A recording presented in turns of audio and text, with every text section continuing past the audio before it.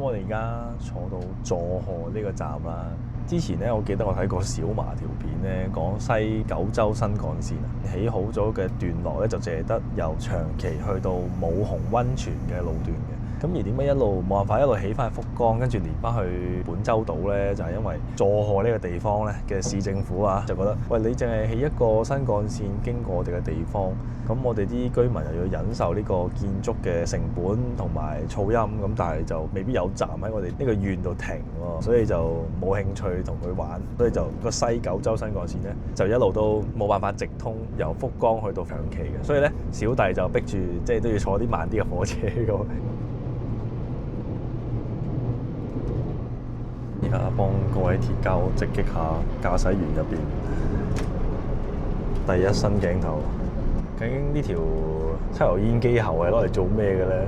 純粹係佢太熱係嘛？好啦，到咗佐世保啦，我哋而家落車先，有垃圾先。落車，第一次到新嘅地方啦，終於嚇。福岡同廣島我都去過啦，今次嚟到個新嘅城市佐世保。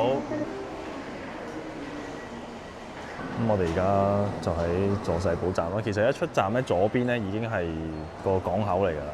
除咗有海上自衛隊嘅基地之外，仲有美軍基地，咁所以就可能會個情況有啲似橫須賀或者沖繩咁啦，會可能見到多啲美帝嘅軍人喺度活動啊！咁啊，留意下大家。哇！一出到嚟車站嘅左邊已經係港口啦。咁咧前面嗰個碼頭咧，就係我哋聽日朝頭早11點幾會坐第二個船河嘅地方啊。咁就佢係逢星期日嘅，好似11點半先至有嘅啫。咁啊，朝頭早9點到11點咧，就要喺隔離嗰棟 building 度買飛或者要出飛嘅。咁呢度都有個 building 喺度。咁咧。佢淨係得呢一個時間，即係9點到11點咧，先會賣飛或者出飛嘅啫。咁跟住就嗰個 cruise 就11點半就出發㗎啦。所以就一個禮拜得一班嘅啫。所以真係多得你唔少啦。我就要特登就呢個時間嚟呢度啦。咁啊，其實我依家就想喺呢邊行行嘅本身，但係咧，因為我睇天氣預報咧已經知道咧，聽日咧係會落大雨嘅，所以咧我嗰個放鐘嘅計劃咧，聽日又會實施唔到啦。所以咧，我依家決定咧就先快啲跑去酒店放低個袋。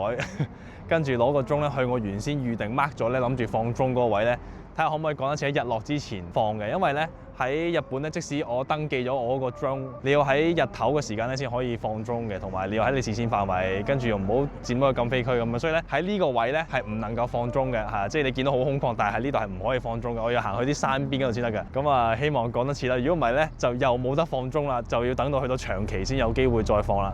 咁我哋今次嚟佐世保咧，都係小城市啦，人生路不熟啊，揾個近啲火車站嘅酒店，就係呢一間 Hotel Resort。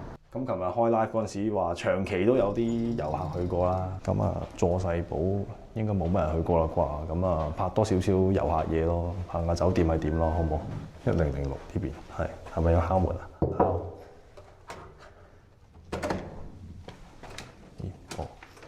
OK， 正路嘢咯嚇，晾衫架，執翻張卡先，跟住呢個位係有個分界位，除鞋嘅。床、電視 ，well basic 啦，廁所都係 basic 啦，basic OK 冇事，係放低嘢，快啲嘗試放鐘，我哋最後攻擊。我哋而家咧就要去大概去呢度山邊呢度出發。本身喺福岡嗰陣時用陽光普照啊，睇嚟聽日咧坐遊船河都係避唔開，一定會倒屎個命運。又要濕撚晒，點解會咁唔好彩？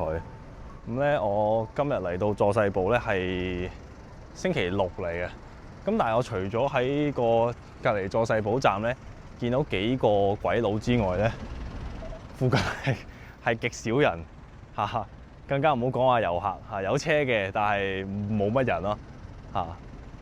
我諗呢個地方應該唔係咁多香港人嚟過啦，係嘛嚇？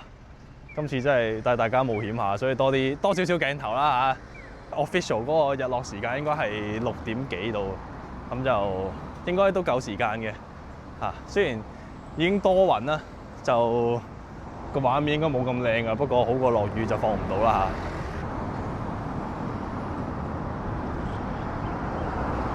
都有條商店街嘅喎，我哋而家行往山邊嘅途中，有一條好鬼長嘅商店街嚇，有啲蔬果喺度賣啦。呢度嘅人望住我，仍然係以一個為什麼你會在這裡嘅表情望住我。唔好望住我啦，我唔係外星人嚟嘅 ，OK 嘅，習慣下啦。可能遲啲有多啲人嚟呢度咧。嗱，大家見到就都唔係好熱鬧啦，即係呢啲小城市唔係好多人啦，好 local 啦。我再講一次，呢度接近咧係沒有遊客，沒有遊客。我 so far 咧，我喺佐世保站行出嚟咧，見到唔係日本人樣嘅人得5隻手指數得晒。呢啲小城市人少少係有呢個幾 chill 嘅 vibe，林蔭大道幾好幾好幾好。好，行上嚟條橋度啦，咁啊輕輕講少少啦。咁其實佐世保咧同吳港一樣，都係歷史悠久嘅港口或者軍事港口嘅都市嚟嘅。而家前邊咧呢一棟咧明顯咧比較 old school 傳統，有歷史價值啲嘅就係舊嘅佐世保海軍鎮守府嘅 building 嚟嘅。喺明治維新之後咧，就喺呢啲重要嘅港口咧就 set 咗個鎮守府，就係啲你當係地方嘅海軍司令部咁嘅嘢啦。咁呢個係其中一個啲咁嘅 command building 咁嘅嘢，因為呢度咧鐵路運輸就唔係咁方便㗎，而如果要坐飛機咧，都係要去長崎機場，即係喺大川灣上面填海起出嚟嘅長崎機場，先可以再坐火車嚟呢度咯。所以咧，啱啱見到啲外國人，我相信啦，都應該係喺呢度美軍基地啲家屬嚟嘅。咁見到我而家身處呢個地方咧，係好靜㗎啦，得啲民居，其實都有啲民居都唔知有冇人住。咁點解要行到咁遠？因為咧喺日本放鐘咧係要避開所有人口密集嘅地方。簡單啲嚟講咧，就係有民居嘅地方咧，絕大部分都唔能夠放鐘。所以咧，而家就要行少少山，上個喺個山邊嘅停車場嗰個位，我記得咧就啱啱好喺嗰個禁飛區外邊。係啊，路啊路啊，你咧趕住行，扯晒敲，哇個 Jeep！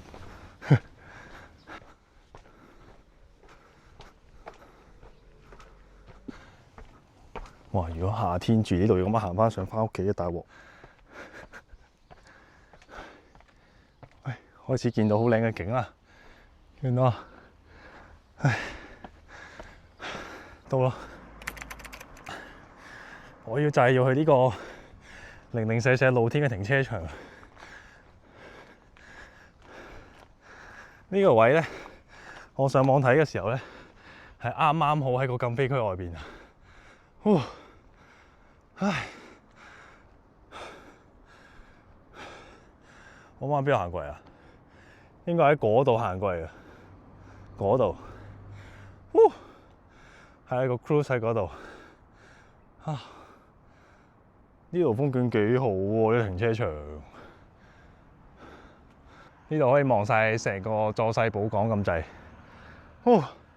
汗都流埋啊！本身今日係我諗喺佐世保係23度，我已經着翻短袖衫啦，但係行上去流晒汗啊！好，而家研究下點樣搞個鐘先。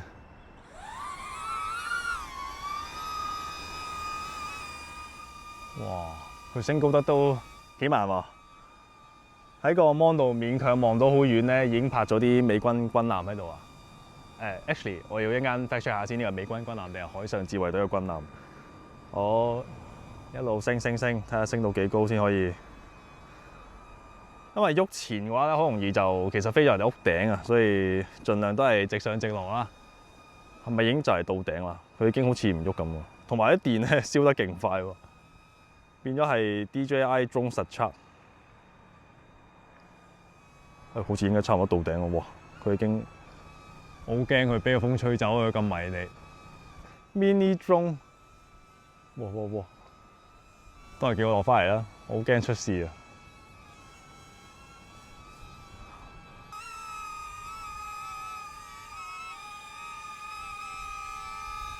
暫時到呢度啦，我哋都要落去食嘢啦，唉。依家日落啦，嗰個太陽兜頭兜面曬落嚟嘅嗰個夕陽，依家哇好殘，唔記得帶超，走啊走啊走！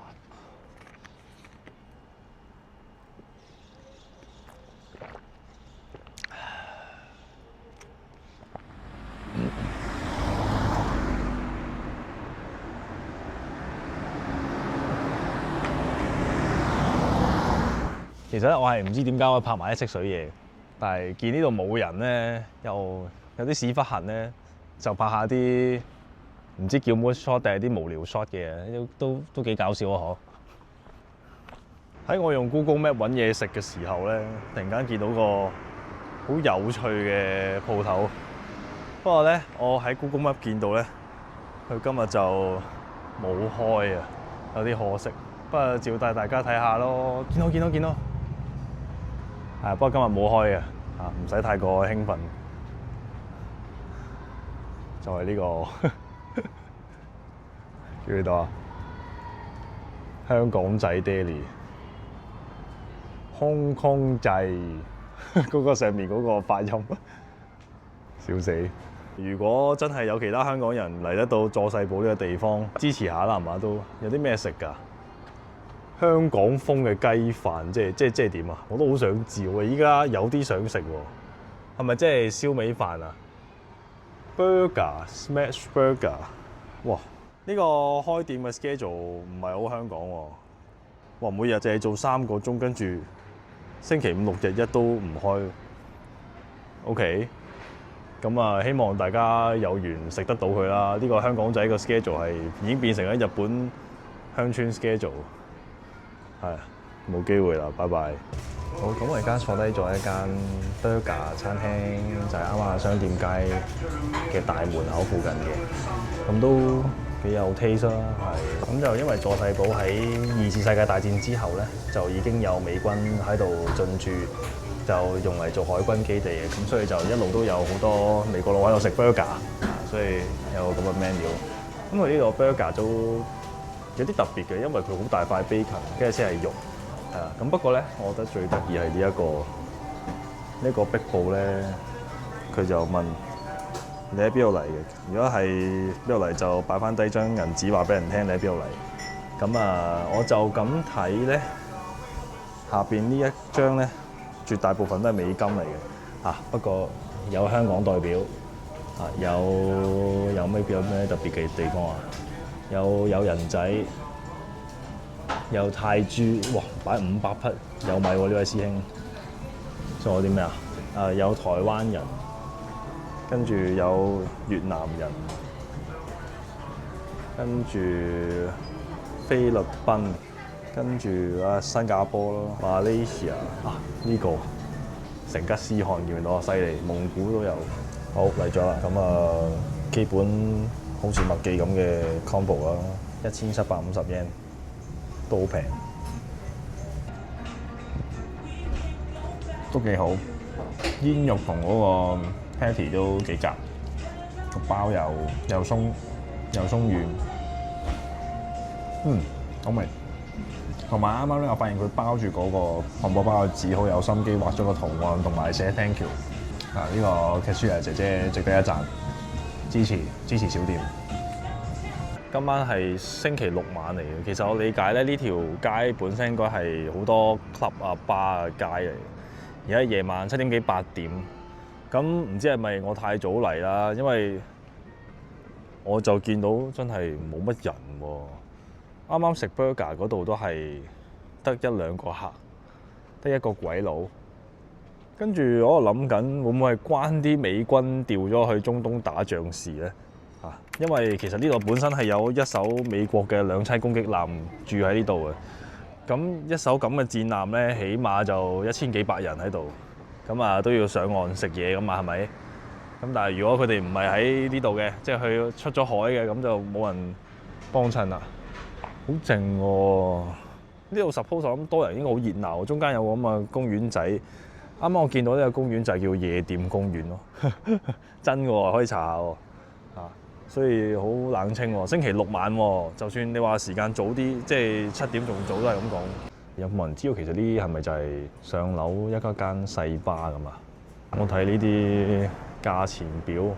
如果有玩人中嘅朋友，應該可以估到呢個就係蒼天掘嗰個咩啊個主角喺度 run 嗰間級啊，點樣去作嗰啲客嗰個小遊戲嘅藍本嚟啦，係嘛？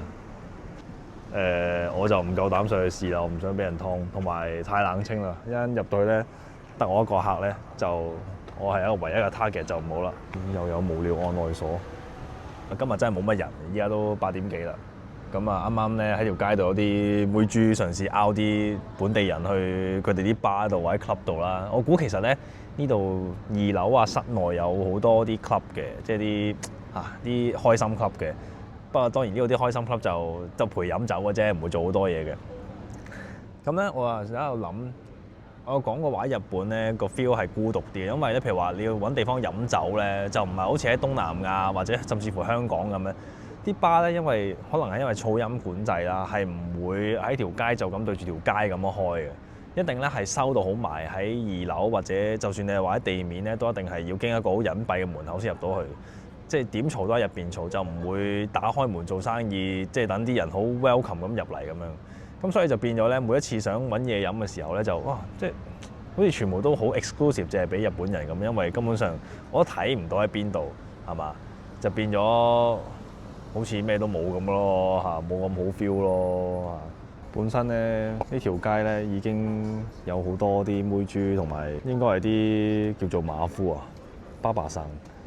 總之一睇個樣啊，即係啲酒吧嚟拉客嗰啲人。跟住咧突然間有個警車走過，跟住落咗幾個警察咧。嗱而家就動咗個牌就喺呢度嚇，叫佢哋唔準拉客，就散開晒啦啲人就熱鬧唔起上嚟。啲警察依家喺度巡，呢度有一個派出所。唔俾佢哋拉客，冇嘢玩了。咁啊，今日到呢度先，依家返酒店瞓覺。咁就好遺憾地啦，天氣報告又係冇呃人嘅，好鬼準嘅，又落雨啦。你睇下，又係同佢唔試嗰日一樣啊！唔大唔細，唔擔遮就濕晒，大到倒屎又未算，幾好彩，又算好啦。一手擔遮一手揸鏡頭嘅 Benson 又出動啦！唉，真係點解會咁樣？哇！紅燈啦，走啦走！咁我哋而家就過翻去佐世保站度出咗張船飛先，跟住咧，因為嗰個 boat trip 係11點半嘅，咁我哋就有2個鐘到，咁啊用呢2個鐘咧去一去呢個海上自衛隊嘅博物館望一望，跟住咧就再過翻嚟佐世保站，穿過去嗰個碼頭度上船，係啦。咁今次嗰隻船咧，我就唔肯定係咪好似喺吳港咁樣有個露天嘅 deck 嘅，咁啊睇下點啦嚇。如果有露天嘅話，都冇辦法要淋下雨影少少；如果冇就冇啦，咁啊直接喺室內啦嚇。咁咧喺佐世保站行過咧，見到有啲海上自衛隊嘅官兵喺度，唔知道係等緊啲咩咧，定係要過去訓練定係點樣？見到前面都有個係着住軍服嘅人，即係水手服啦，唔係咩軍服啦。好，咁我哋而家就坐巴士去嗰個博物館，應該好短時間嘅啫。咁呢個板就非常之好啦，話晒俾你聽邊條線去邊度，幾多點到。咁我哋陣間就應該坐 N4，喂佢遲咗到喎，點睇？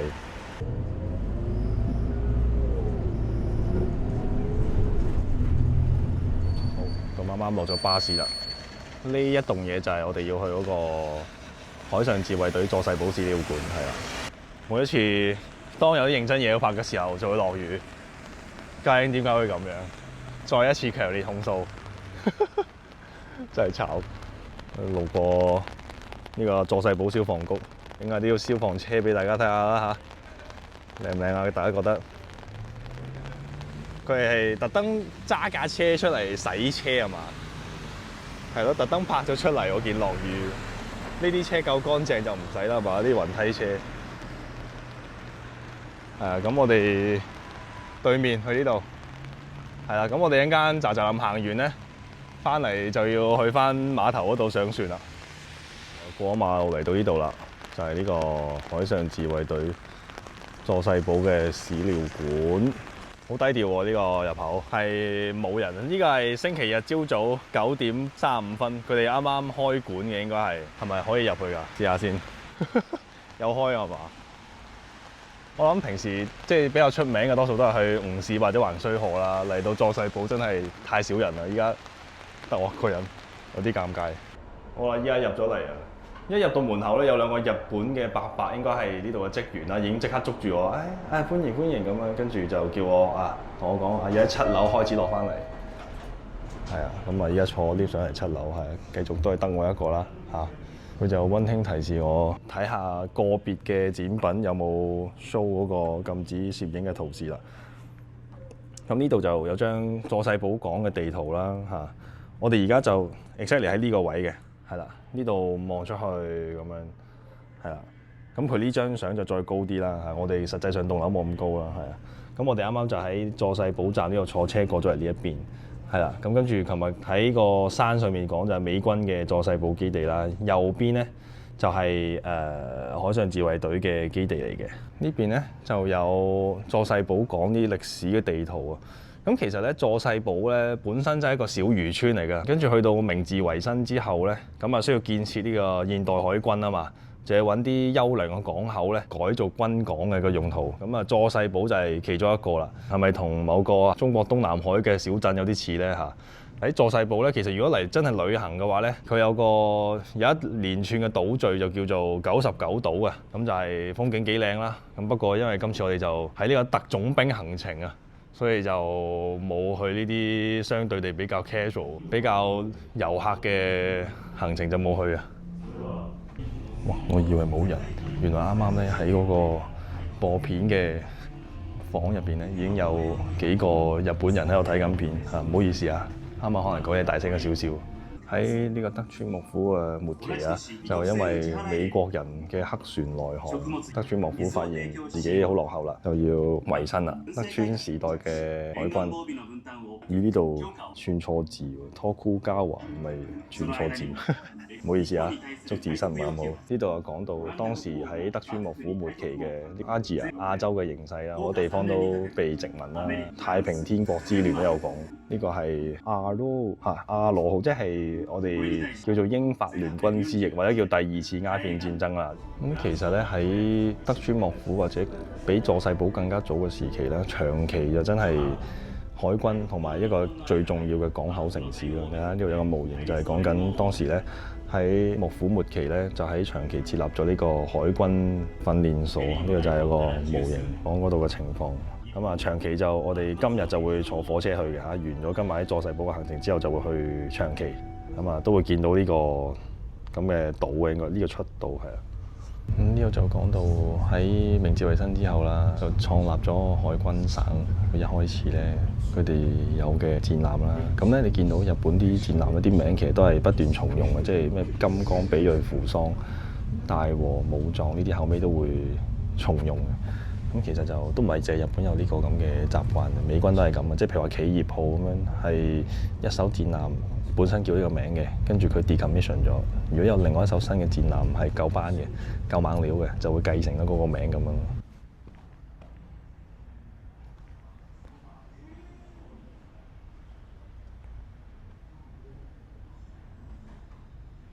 好啦，開始講到啲搶口嘢啦。日清戰爭即係甲午戰爭啦，我哋叫，因為喺明治維新之後啦，日本就出兵台灣，又希望爭奪呢個琉球群島，即係沖繩列島嘅控制權啦。就話因為咁咧，就清朝就覺得哇好耐要富國強兵咁樣嚇。咁但係喺嗰一刻啊，即係1874年，日本對清朝嘅威脅係咪咁大咧？我覺得就未必係最主要嘅原因咯。主要原因都係即係鴉片戰爭咯，啲西人咯。不過佢咁樣講都可以話係其中一個因素嚟嘅。而且嗰陣時佢哋啱啱維新之後咧，就去台灣嗰度打劫啊，其實就最後冇搶到幾多嘢㗎，唔係話好似後尾甲午戰爭攞到咁多賠款。咁你話係咪真係好大影響就睇你點睇啦嚇。呢度就講到嚇最初喺甲午戰爭嘅時候嘅聯合艦隊啦嚇。甲午戰爭之後咧，其實日本就好想佔領咗好多地方啦，即係台灣啦，跟住遼東半島啦，亦都想將韓國即係朝鮮嗰個控制權擺喺自己嗰度啦。咁但係其實當時俄羅斯咧係唔希望咁樣做嘅，因為佢哋咧俄羅斯咧都係同時睇中咗中國東北呢個地方，咁所以就聯合英國同法國干涉啦，就唔俾佢佔領呢個遼東半島。咁所以咧，即係喺呢度嗰個講法咧，就係日本就覺得哇，今次俾啲西方列強夾住，要將一啲本身到手嘅肥肉係要嘔翻出嚟，咁就要叫做咩呢度？佢用我臥薪嘗膽呢個字嚇，就要努力擴充軍備啦，下次唔好打輸啦。呢幅相係講緊就係甲午戰爭簽訂和約嗰個地方啦，即係喺我哋讀歷史就叫做馬關條約，佢哋叫做下關條約。咁下關嘅地方咧，其實都係可以去嘅，係啊，咁就喺山口縣嘅。其實呢幅相入邊咧，嗰棟嘢啊，即係簽約嗰個地方咧，叫做春帆樓，就仲係喺今日日本嘅下關市嘅。咁其實咧，如果大家喺廣島，即係好似我咁樣南下嘅話咧，係會經過下關市嘅。不過你就特登落車，跟住咧呢個春帆樓都唔係一個好近啲鐵路站嘅地方啊，所以就有啲難去到啊。所以今次就冇辦法帶大家去到啦。但係其實呢個春帆樓咧係仲係可以去嘅，係 open to public 係可以睇嘅。咁日俄戰爭咧係對日本嚟講咧係一個好關鍵嘅歷史事件嚟嘅，因為咧佢哋咧第一次喺明治維新之後咧就打贏咗叫做西方列強之一嘅俄羅斯啦。咁啊呢度又講到1904年嘅時候咧，日本同俄國就開打啦，喺呢個中國嘅東北開始打仗啦。咁咧有一系列嘅戰役嘅，咁呢度咧就講啦，即係喺1904年嘅時候喺黃海啊有打呢個海戰啦，最後啦。喺1905年咧，就呢個佢哋叫做日本海戰，或者我哋叫對馬海戰啦。咁就東鄉平八郎率領嘅聯合艦隊就全殲啊，擊敗咗俄羅斯嘅太平洋艦隊啦。從此就奠定咗日本咧喺遠東嘅軍事地位啦，直到第二次世界大戰為止。咁咧，而呢一個海戰咧，我諗最大影響就係對於日本海軍咧，經過對清朝同埋對俄羅斯嘅戰爭，都係靠住呢啲戰艦嚟贏啦，好威水啦，好迷信咧，用呢個大炮巨艦去喺一場嘅主要戰役之中殲滅對手啊！衍生咗之後，譬如話之前去大和博物館大和號就係呢一種咁嘅思維下邊起出嚟嘅大型戰艦咯。佢哋好希望喺同美國嘅戰爭入邊都係好似同俄羅斯咁樣一次大嘅戰役一次過收你皮。咁但係就當然最後就唔成功啦嚇。呢度咧見到有一個戰艦叫做 Mikasa 3粒啊。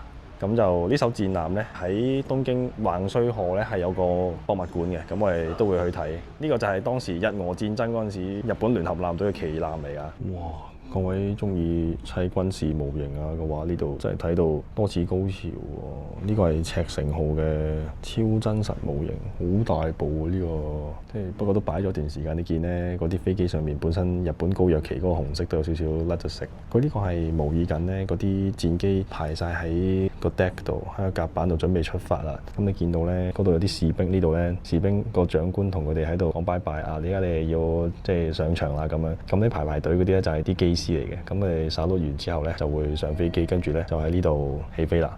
咁你見到咧啲飛機排晒喺度啊，其實咧實際上啲飛機起飛嗰個跑道長度得好短嘅啫。咁以前啲飛機冇咁重啊，螺旋槳飛機佢哋起飛嘅距離唔係好似而家嗰啲噴射戰機咁樣都要咁長距離嘅，所以係好短距離，亦都唔需要彈射。係啊，咁跟住呢度喺個 deck 喺個跑道附隔離就有啲士兵喺度啊，拜拜咁樣，即係要 cheer up 啲隊友啦。個 scene 就係咁啊。喺呢度咧，佢有講到，其實喺太平洋戰爭開戰之前咧，如果要計翻美軍要將差唔多一半，甚至乎更加多嘅戰艦擺喺大西洋嗰邊咧，其實日本喺太平洋係有戰艦同埋航空母艦上嘅優勢，所以佢哋覺得有得贏。再落多一層樓啊，就講翻戰後嘅海上自衛隊啦，整翻個 list 出嚟啦。咁佢又講到話呢個海上自衛隊嘅艦艇咧，我嘅理解即係除咗呢啲有特殊作用，即係潛艇啊、啲掃雷艦啊、運輸艦之外咧，佢哋冚唪唥都係叫護衛艦啊。英文咧就有唔同嘅曲嘅，其實咧多數其他國家嗰個分類咧就唔會全部都叫護衛艦啊，即係有巡洋艦、有導彈驅逐艦、有直升機母艦，跟住有驅逐艦、護衛艦、巡防艦咁樣，即係跟唔同嘅 size 同埋佢嘅裝備唔同咧，係個叫法有唔同。但即係我諗日本主要係為咗避免啲人成日 FF 佢有軍國主義復辟，所以就冚唪唥都叫護衛艦啊。咁呢度咧有講話嗱，呢個係護衛艦日向啊，Hyuga。係啦，咁呢個咧就係我哋早幾日喺吳港度見到就係呢一架啦。咁呢一架日向號咧，淨係可以 operate 直升機啦。咁但係佢係日本喺戰後咧第一艘又重新有呢個咁嘅全通式甲板啊咁嘅設計嘅直升機母艦啊。喺日向號嗰個設計咧底下咧就再設計出呢個 Izumo 係啦出雲級。咁咧出雲級呢個出雲號啦，咁出雲號就派駐喺橫須賀嘅。咁而加賀號咧個母港就係吳港，不過嗰日我哋就冇見到啦。咁Izumo咧就比日向號更加大嘅，同埋咧呢張相都夠㗎啦。因為而家咧出雲號同加賀號咧都將佢嗰個船頭咧削到變翻做長方形啊！即係而家你見到個頭係有啲尖㗎嘛，佢就削翻咗一個真係長方形咯。即係成個甲板係長方形，就唔係呢度咁樣尖頭嘅。咁點解咧？因為佢要準備等啲戰機喺呢度起飛咯。而啲戰機咧要喺度起飛嘅話咧，佢如果用盡嗰個長度咧，佢要 make sure 成個跑道嘅形狀係規則嘅，咁嗰個升力先會平均咁樣可以分配，咁先至可以用晒成個甲板嘅長度去起飛。咁所以咧呢個出雲級嘅所謂直升機護衛艦，其實就係將來日軍咧，即係或者日本海上自衛隊獲得呢個 F-35戰機之後嘅輕型航空母艦。哇！呢個講呢個日本嘅領土領海同埋經濟水域。呢個我係好唔同意㗎嚇，我個立場一定係咁樣㗎，知唔知啊？呢個係中國領土嚟㗎嚇，即係咁講。好啦，最後落到嚟地下呢度係海上自衛隊嘅宣傳部，即係宣傳展覽，同大家睇下呢個海上自衛隊嘅展覽。一般咧喺啲博物館度我發現咧，講太平洋戰爭即係二戰嗰啲嘢咧，一般都係比較多咧，係唔可以影嘅，即係佢寫到明係唔可以影噶啦，即係知道可能會有人嘈啦。但係咧，海上自衛隊啲嘢咧就多多益善嘅。之前喺吳市大和號博物館咧，或者海上自衛隊吳市嗰個博物館咧，佢講到明啊，呢啲自衛隊嘅歡迎係 SNS 係 welcome 咁樣嚇，即係可以 share 上去啲 social media 啦，係 pop 曬。哇！你睇下幾身高良準，10幾萬yen一個月係嘛？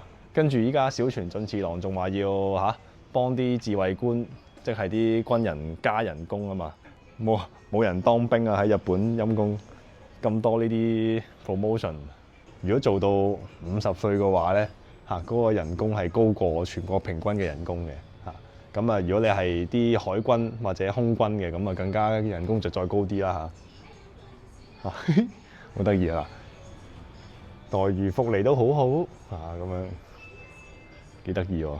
好啦，咁我哋啱啱就行完呢個佐世保海上自衛隊嘅博物館啦。資訊咧係比喺吳港嗰個海上自衛隊嗰個博物館咧嘅資訊係多嘅。喺吳港嗰個咧，佢個好處就係佢有個真嘅潛艇俾你行入去睇啦，亦都有因為有個潛艇喺度咧，佢又比較 focus 講潛艇嘅一啲運作啊，或者嗰個設計嘅嘢嘅。咁但係咧，佐世保呢個咧係比較就資料向嘅，同埋咧，就有好多啲第一手歷史嘅物料喺度嘅，即係例如係對馬海戰或者係喺甲午戰爭嘅時候，當時嘅一啲軍服啊、徽章啊，或者甚至乎係啲文件，即係用毛筆寫嗰啲文件，即係啲軍令啊咁樣。因為佢係第一手 materials 咧，都係唔俾影相嘅，所以我就冇辦法影俾大家啦。亦都有一啲當時嘅報紙啊咁樣係好珍貴嘅嘢嚟嘅，希望大家都有機會嚟啦。都真係幾偏遠嘅，但係我覺得呢個係值得嚟㗎。咁我哋而家就要翻去佐世保港口啦，準備11點半上船，咁要早啲到嘅，因為咧話要着翻個救生衣喎，安全措施都要。咁我哋揾翻個巴士翻去先。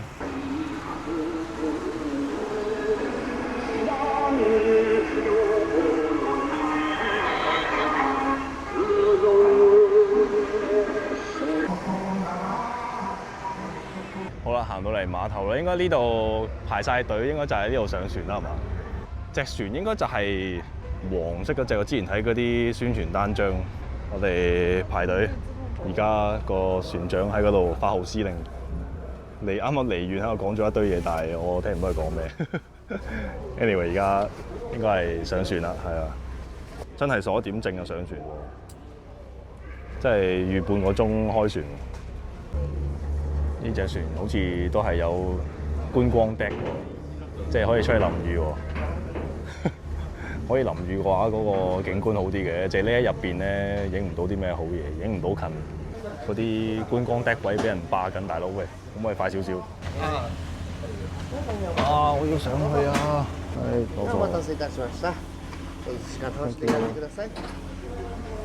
上船了。我要上樓上啊！唔好阻住我啊！係攞咗救生衣，要先穿過船艙先至可以去到2樓。上樓啦，上高高高！哇，有胎嚟喎隻船。OK， 哎呀，撞到我頭添。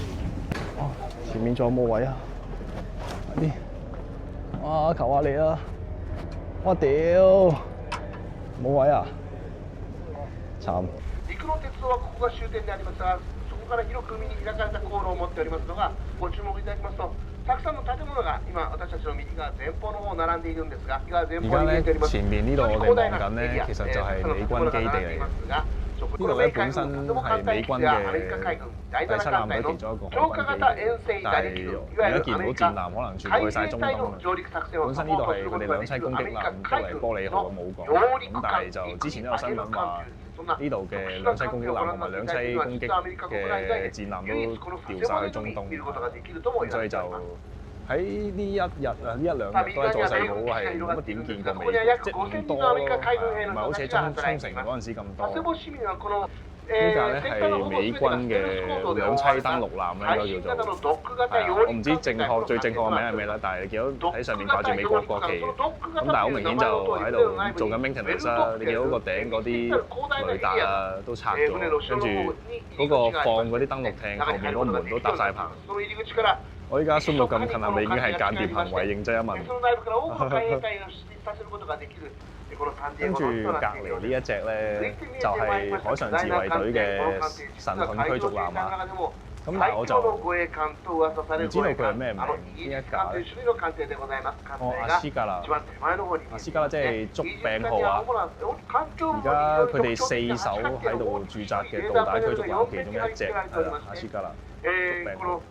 咁咧，其實而家喺佐世保海軍基地咧，係有3個唔同嘅叫做水上戰隊啦，或者叫做 Surface Fleet 喺度。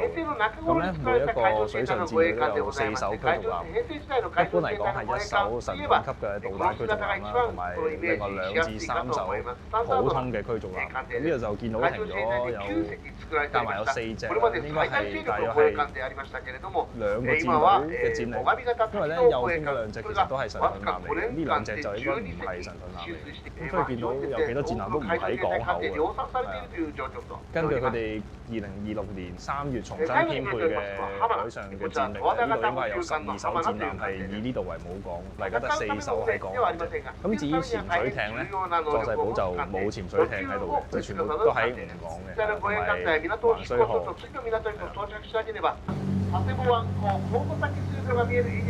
而家咧佢就架船加速咧駛出呢個佐世保灣，係啊，跟住咧大風又大雨，而家就濕拎晒係隔離嘅朋友。咁咧其實右邊呢一度咧都係美軍嘅儲存啲武器嘅基地嚟嘅。你見到有啲吊臂啦，咁都係俾啲船泊埋，跟住咧入油啊！你見到呢度有油庫。係啊，呢一連串都係美軍嘅軍事設施嚟。咁啱啱我有限嘅日文聽到咧，佢有介紹咧，呢度係本身美國第7艦隊的黎波里號嘅母港啦，但係就去咗中東啦，已經係啊，去咗打仗，所以就唔喺呢個港口度。最後都係濕撚晒，因為佢遊船河啲雨吹晒入嚟，我依家底褲都濕埋，有啲慘，都係勁濕頂。船又冇得睇，又落雨，燥喎。隔離嘅人都頂唔住啦，已經係落翻去 lower deck 嗰度，太凍啦，太濕啦。呢度咧，其實係佢哋舊嘅海軍高射炮台嘅遺址嚟嘅。咁啊，啱啱導遊有講過咧，以前佢喺呢度做練靶啊、訓練啊，都會喺呢度做。咁啊，不過而家喺呢度就唔再有軍事設施啦，就得翻個遺址喺度咯。咁我哋而家圍住成個佐世保灣行一個圈，係跟住沿途個導遊就講解有啲咩美軍設施咁啦。咁啊，因為實在太大雨嘅關係，我落咗樓下。高速遊船河，咁呢度見到咧，仲有隻貨輪喺度，呢啲集貨輪嚟嘅，叫 Sarah Douglas。你見到應該呢一隻船係吉嘅，你見佢紅色嗰啲入水線去到咁高，應該成隻船係入邊冇嘢。咁啊喺岸邊有好大個倉庫啦。話呢啲係咩牛肉飼料、雞團，即係雞同豬嘅設備，即係點講啊？運啲牲畜出去咁啊，係咪啊？我哋而家差唔多翻到去佐世保港啦。哦，原來呢一邊仲有另外一啲展覽喎。啱啱我哋數到有6隻展覽。睇下間掟個靚灣會唔會影到近啲先？快啲轉過去啦，好嘛？啱啱左邊啲人影得好開心啦，右邊我未影到啊，師兄。掟個靚灣，唔該，快手。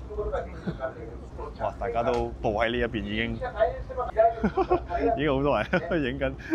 嗱呢度咧右邊嗰隻啊115咧，我啱啱冇聽錯，應該就係鳥海號神盾導彈驅逐艦啊。而佢隔離呢隻3號呢隻咧，就你一睇個天線咧係咁嘅圓柱形咧，又係最上級護衛艦。冇記錯係一共有12隻嘅，有4隻係做緊嘅，跟住嚟緊仲會有更加多嘅最上級護衛艦做出嚟，可能要賣俾澳洲。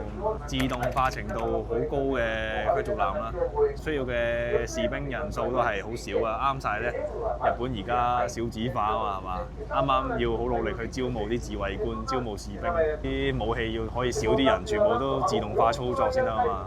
哇，勁近喎呢個！咁咧，其實最上級咧出現喺嗰個艦嘅表面嘅武器就唔多嘅，基本上咧見到得船尾呢度咧，應該係對空導彈啦，跟住就冇嘅，全部嘢都收埋喺個艦體入邊，同埋佢前面有主炮咯，同埋咧最上級嘅驅逐艦咧，雖然佢係啱啱見到比隔離神盾導彈驅逐艦係細嘅艦體，但係咧你見到咧佢呢度咧都有個艙門，呢個位係可以擺直升機嘅，咁佢嗰個後邊個甲板都係可以俾直升機升降。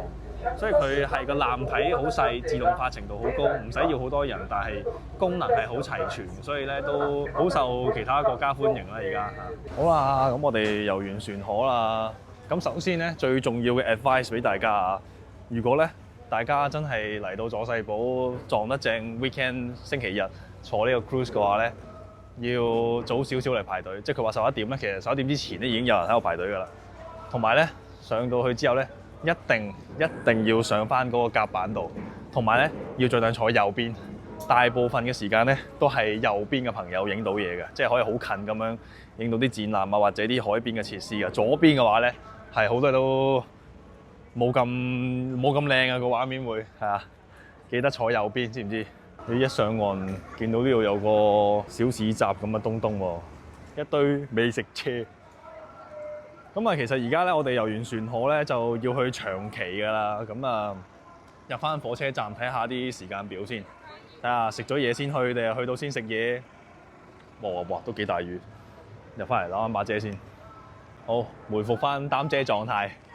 而家就去睇下，應該要食咗嘢先，再坐火車去長崎啦。因為去長崎咧就要坐呢個佐世保線。沿住個大川灣咧就去長崎嘅，咁但係咧火車又係要坐2粒鐘啊！而家就中午12點半，即係嗰個 cruise 咧都要9個至到50分鐘左右嘅，咁就而家要揾個地方，應該要食咗嘢先上車，係啊，因為我就唔係對於呢個 Ekiben 係啊，即係我就唔係特別喜歡喺車上面食便當啊，睇下可唔可以揾到啲熱嘢食啦。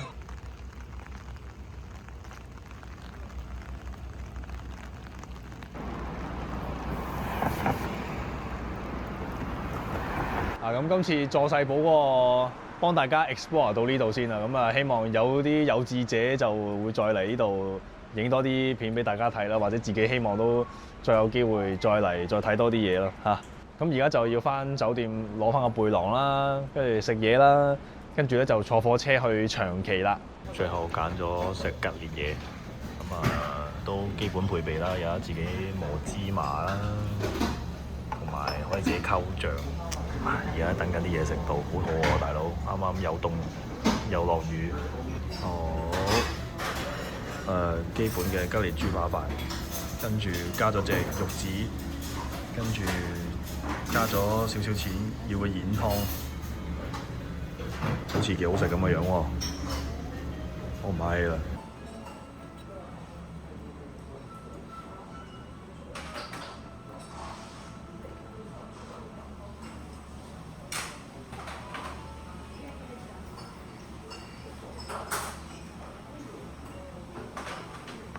咁咧喺佐世保去長崎咧就坐呢個大川線嘅 ，OK。咁我哋如果要坐1:2嗰個車有啲趕喎，可能坐2:12呢一班車啦嚇。咁都係呢度上車，得一個閘口。我直接拍 Suica 卡算啦，因為呢個其實都應該唔使加錢嘅，冇記錯。我哋去長崎14:12 2號月台呢邊。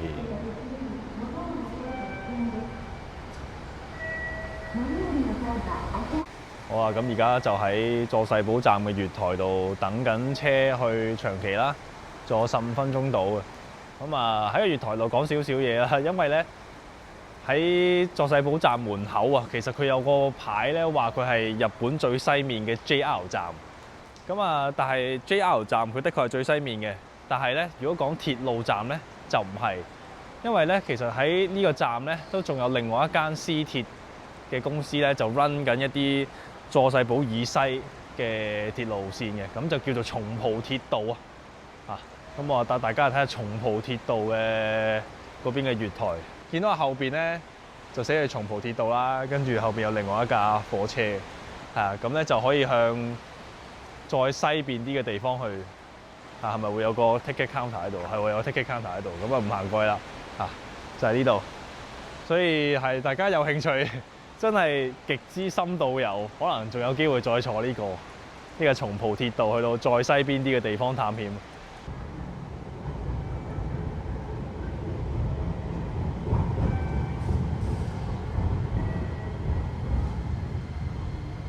哇！呢個大川線係啲普通 local train 嚟嘅，坐呢架車坐2個鐘，睇嚟有啲辛苦。嗱，如果喺佐世保要去長崎咧，唔係咁多方法。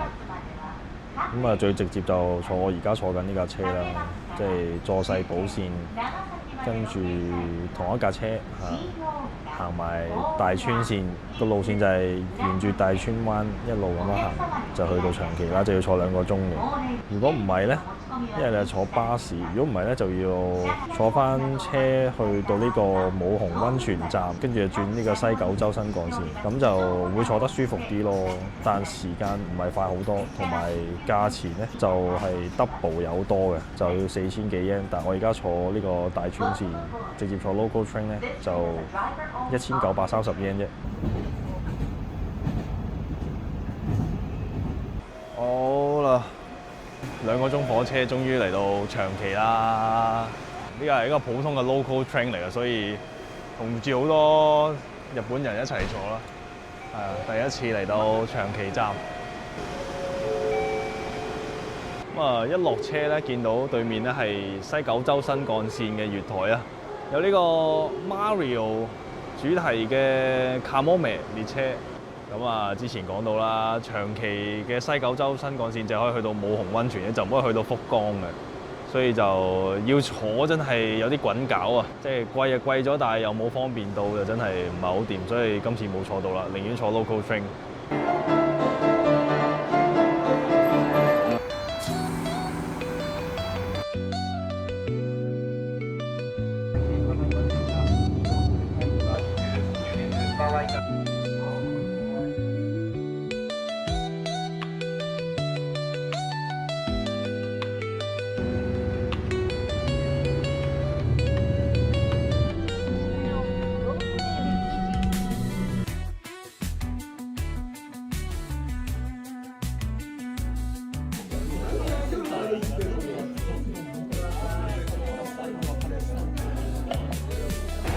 有得去下酒吧，成個人舒爽晒。